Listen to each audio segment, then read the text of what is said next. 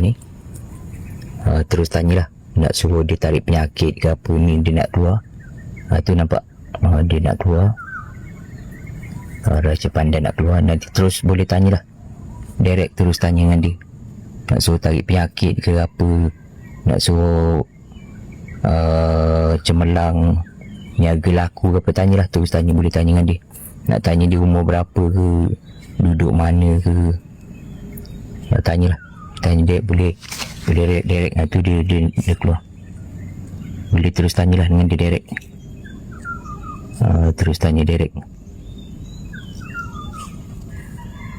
Dia sakit apa-apa boleh tanya, nak hilangkan macam mana apa, boleh tanya terus. Ni dia dah keluar, Raja Pandan. Tu tanyalah direct, boleh tanya.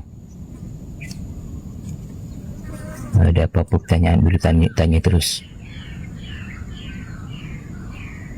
Direct lah, boleh tanya.